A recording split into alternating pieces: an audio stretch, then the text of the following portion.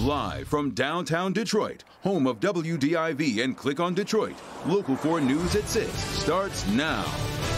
Michigan's pothole problem is back in a big way, but tonight Help Me Hank reveals the governor's new strategy for fixing the roads. Governor Gretchen Whitmer campaigned on the promise to fix the roads, but today that job is far from done, and the freeze-thaw cycles have made driving quite an adventure. An expensive one for many people. So what is now being proposed, and how will it be different from what we've seen in the past?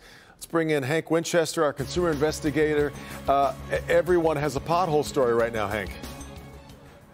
Devin, everybody has a pothole story. I hit a doozy earlier today. I mean, here's the thing. We live in Michigan. We know it's pothole season every spring, right? But this year, they just seem worse than ever. Take a look at this side street here on the east side of Detroit. I mean, they are just everywhere, and we've seen cars trying to weave around them. Unfortunately, a lot of them sinking right into these potholes. Well, now the governor saying that she has a plan to help fix this problem once and for all. Take a look.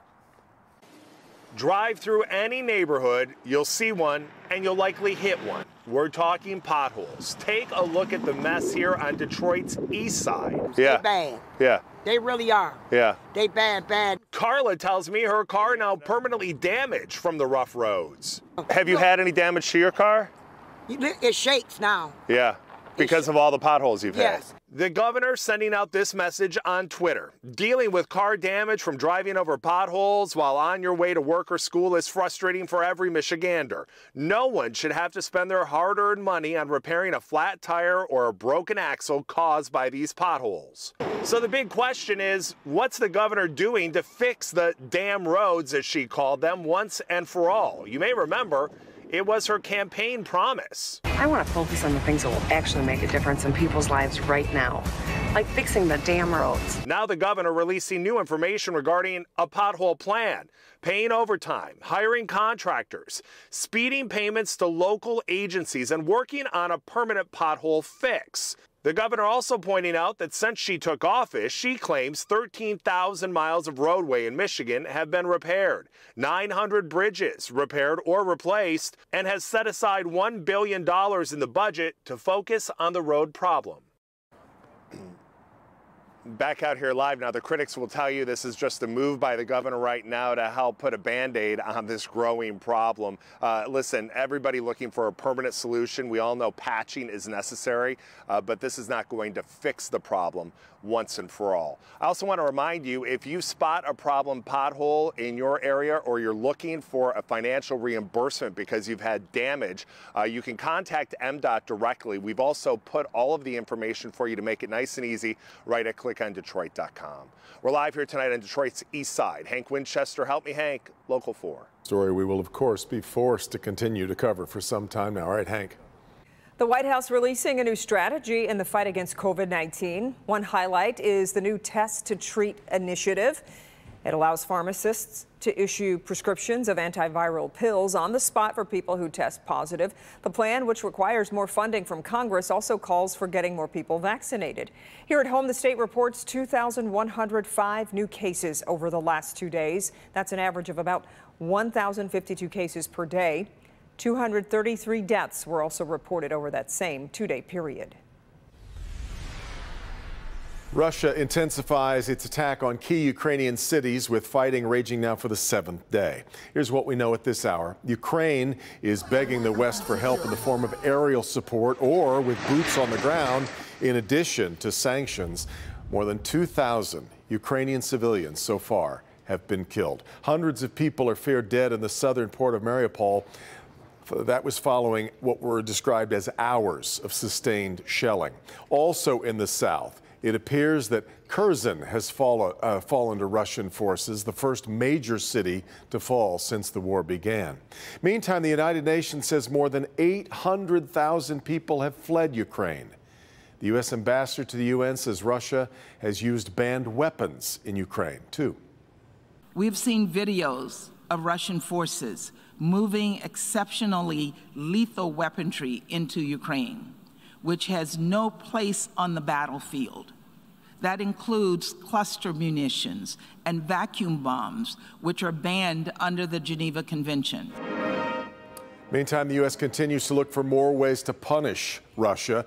President Biden reiterating that sanctioning Russian oil exports remains a possibility. Many local businesses are doing their part to help people in Ukraine. Today, a Ferndale restaurant is donating its sales to the Ukraine Humanitarian Fund.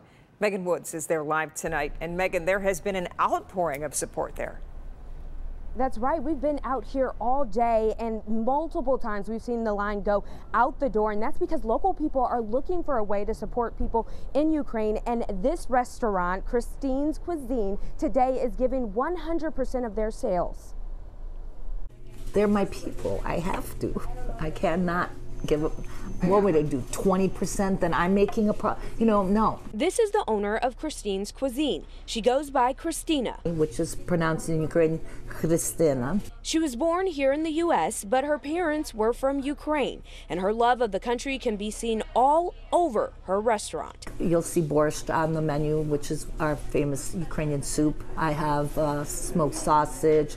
I'll run stuffed cabbage. And you can ask people in Ferndale. Christine's Cuisine is already a popular spot. It's usually somewhat crowded, but not like this, yeah. Pierogies are really good. The bomb burrito's good too. When customers heard she was donating 100% of sales to Ukraine through Ukrainian Self-Reliance Credit Union, well, today was even busier. I had to take my phones off the hook. I couldn't, we're talking like 200 orders at one time. Some stood in line and waited an hour for their food, but it doesn't compare to what people in Ukraine are dealing with. It's worth waiting in line. It's a very small price. The line's pretty amazing. It's not normally like this. Even after the restaurant had to close to regroup, people still showed up. For the community to show their support, I think that means a lot, especially for our Ukrainian citizens and population, to see that their community stands behind them. Thank you for everything. You guys recognizing, being aware, and supporting.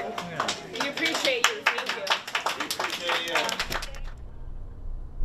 They close tonight at 8. People are stopping by not just for food, but just to donate. And if you can't make it out tonight, they have these yellow cards all over the restaurant with information on different ways and places you can donate. Live in Ferndale, I'm Megan Woods, Local 4. Really great story, Megan. We appreciate it. Coming up ahead at 6:30 on NBC Nightly News, an in-depth discussion you won't see anywhere else. Lester Holt's exclusive interview, with the Secretary of Defense. Lloyd Austin speaks about the choices Russia has right now inside Ukraine and gives his take on America's strategy in arming Ukrainians. Plus, a look at the rush to escape. Tom Yamas reports from a train station where families are desperately trying to leave for somewhere safer. That's again ahead at 6:30 on NBC Nightly News. A reminder tonight to keep your hands and feet inside the Michigan weather roller coaster at all times. We definitely are up and down, up and down. Paul Stodd talking about everything from rain to temperatures in the 60s to more snow. Come on, Paulie. I know. Hey, now listen, when you go down, are you the type that puts your hands up? Absolutely, and yell, yeah. Of course. We all do, of course. There you go. Roller coasters are fun. All right, north of 8 Mile, we have some raindrops. Generally not a lot going on south of 8 Mile. One little shower here in eastern Jackson County. But basically, we're looking at just light rain here. And coming up in about 10 minutes, we're going to do a tour of other radars here in the state, because there is more stuff to the north. But right now, if you are just heading out the door, and boy, I look at Comerica Park, and I was getting so optimistic, the 50s and 60s this weekend, and I was looking at the ballpark, and I thought, God, they don't have a deal. They've already started canceling games. Jeez. All right, 43 is the current temperature, and the southwest wind at 10 miles per hour. That's from the warm direction, so we're still pumping in that mild air. But once the cold front goes through, it'll be a pretty sharp drop. So after about maybe 10 o'clock, 10 o'clock, we're going to start seeing these temperatures really dropping below freezing, and by morning, into the upper teens. So coming up, again, we're going to do that radar tour, and we'll talk about whether you can enjoy those temperatures this weekend, guys. All right, Paul. Ford announcing a major change to its business model. The car maker says it is going to separate its electric and traditional gas-powered car businesses into different units within the company. The company expects the move will streamline its growing electric vehicle business and maximize profits at the same time. Ford, looking to capitalize on the growing market for EVs, says it hopes to produce 2 million electric vehicles by 2026. It's a big day for Ford. These changes are significant. It's not the first time Ford Motor Company had to reimagine its future and form its own path that's different from other companies. The bottom line is this: we have the opportunity to blow people away with amazing products in the second and third inning of this digital transformation for our industry, and to completely reinvent the experience of owning a Ford. Company plans to break out financial results for the new units by 2023, giving investors, they say, greater transparency into their operations. Change is proving difficult for drivers trying to figure out a new parking system in downtown Royal Oak. You're now being asked to back your vehicle into the spots along Washington Avenue, which runs parallel to Main Street. Jason Colthorpe shows us why it's a struggle for many visitors and for the businesses that depend on them. It was before the holidays last year when Royal Oak unveiled this new back-in only parking plan here on Washington Avenue downtown. And now, some 4 months later, to say that people still aren't happy with it is a bit of an understatement. Number one, people don't know how to back up. How do people do this? Come on. You're supposed to allow the person in front of you that is backing up room. A lot of cars pull right up to your bumper. And they threaten to give tickets and nobody gets tickets. And I took driver's training in 1967, and they didn't teach me how to back into a space like this. About the worst thing the city has ever done. They need to do like a blooper video of people trying to get into these spots. But a blooper video is where the laughter ends for business owners like Johnny Nikolai. Some of his customers at Six Salon are opting for one of their other locations because of the new parking. And I had a customer just today telling me that they're having a hard time doing the app, and it's just, I think there's a lot of things that need to be worked out, and I think the back into the parking spot is a huge problem. The city admits it is a work in progress, especially with the parking app, but the city and Royal Oak Police, which originally suggested the change, believe things will only get better and safer.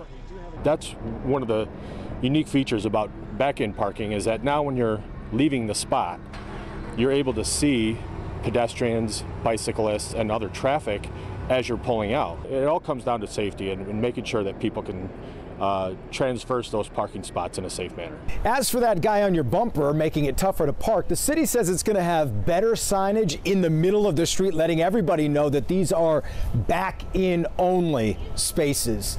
In Royal Oak, Jason Colthorpe, Local 4.